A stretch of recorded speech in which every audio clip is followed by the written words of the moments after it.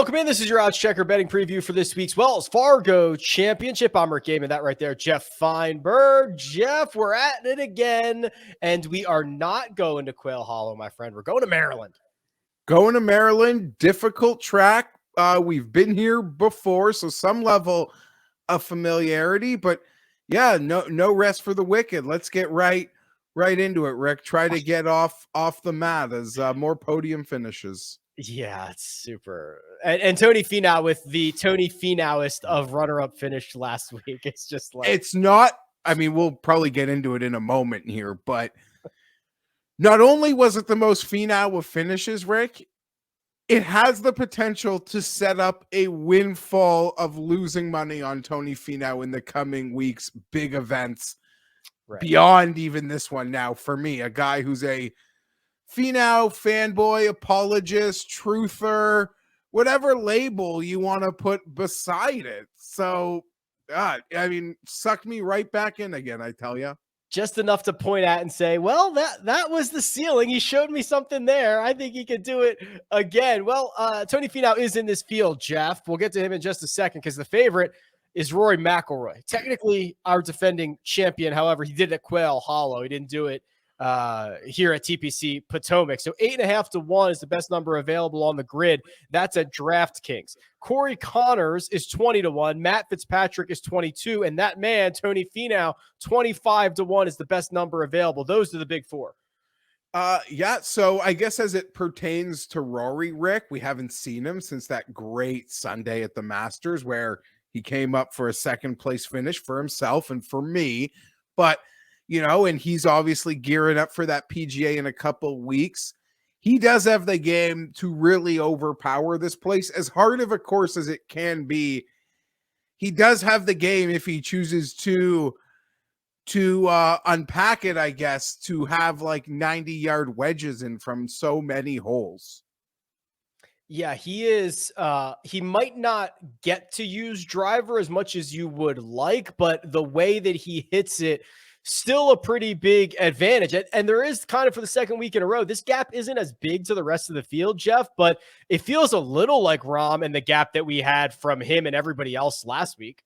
Yeah, I mean, you could say it's Mexico light because Rory's not Rahm, and the second tier, it's just deeper because Woodland and Finau are both here, and they're accompanied by some other players. Matthew Fitzpatrick, certainly interesting, a player so many people like galvanize for, it seems like, in packs in certain weeks. And so far this week, haven't really seen a ton about him. So wouldn't be shocked on what's deemed a difficult track that he shines. Corey Connors, love Corey, fellow Canadian.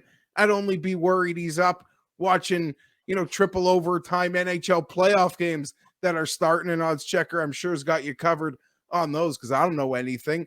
But 16, 20 to 1. It's tempting. I don't know if I could be there. Like Tony Finau just sort of spoke about it, Rick. The week off, his greatest approach week of his career, he's 25 to 1.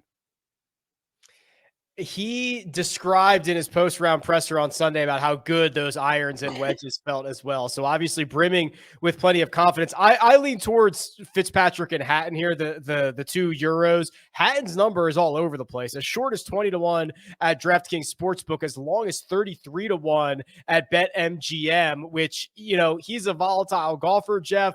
I like the win equity that he generally holds on to, and I think I just like him better than Answer. I like him better than Keegan. I like him better than Henley. I might stop before I say I like him better than Gary Woodland. No, but he is a player I am also eyeing, and sort of like you, I don't know. I might regret after the nice things I said about Connors and my Finau fandom. It is Matthew Fitzpatrick who does sort of have my eye, and I haven't been willing to pay the price on him in some stronger fields at some other courses. And he's never burned me before, so I don't feel like I've, tried to get it. Like I come into this Fitzpatrick bet fresh, like not scorned by him, if that makes any sense whatsoever. Yeah, so we go into the mid 30s here and into the 40s. Gary Woodland 36-1, Paul Casey, Seamus Power both at 40 with Cam Young, Mark Leishman at 41-1, and then Max Homa, our 2019 champion, again at Quail Hollow, as short as 28-1 at DraftKings, as long as 40 or 45-1 in some other places. Geoff, is there a bet to be made here? Yeah, I mean, what a week! Just in sort of how we saw the odds roll out this morning. On the Monday morning, you could tell something was just kind of off in the entire, what do I call it, an industry? I wouldn't even know how to phrase it. Ecosystem? Yeah, in the entire golf betting ecosystem, something just seemed off from go, be it even the timing, like some of the more reliable books. And they got odds up by 6:30 in the morning. We're approaching noon, and I still didn't see some things.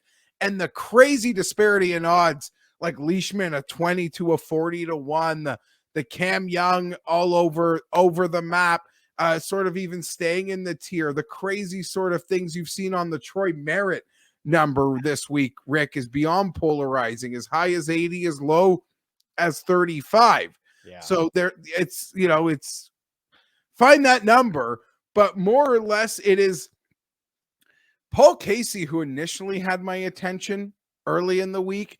And I did early in the week. We remain early in the week. 5 hours ago. 5 hours ago.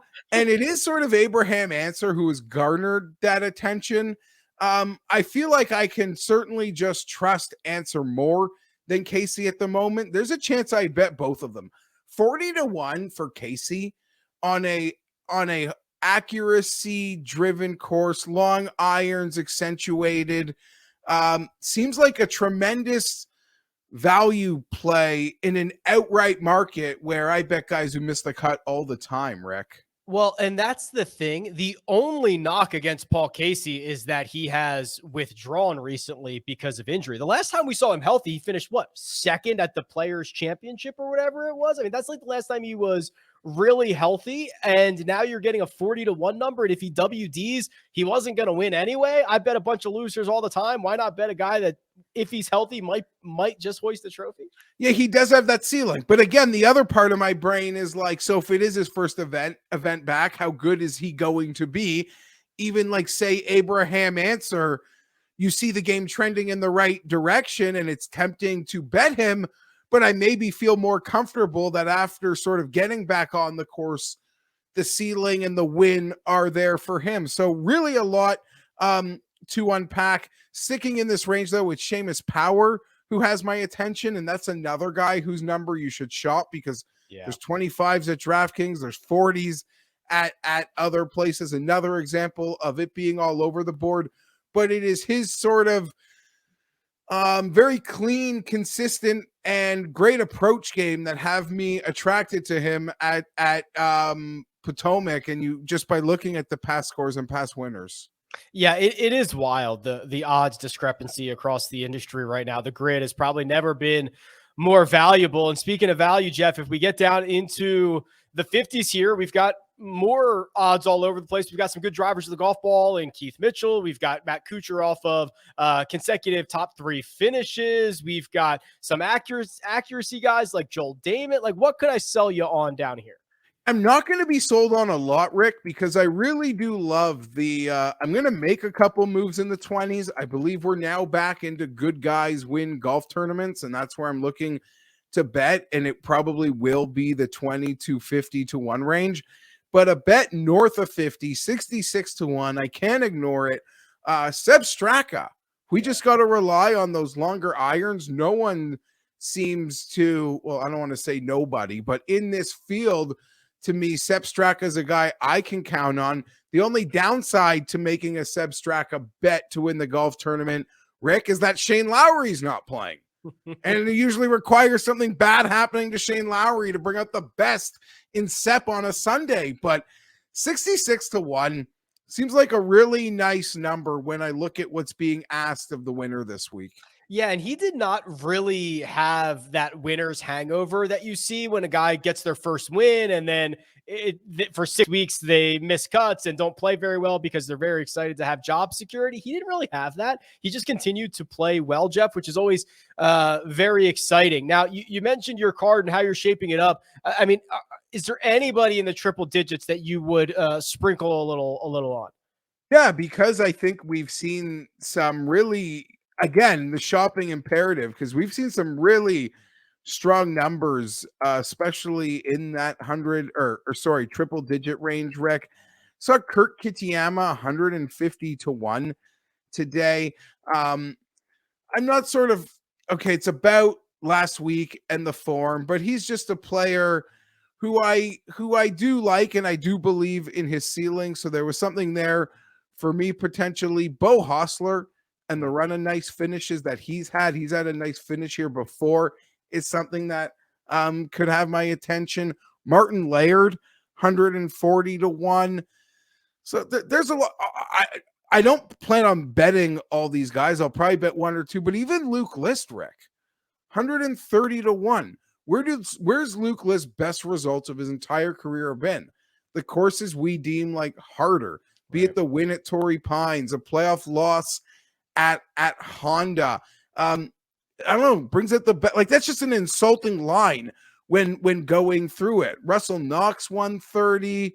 I'm just naming names.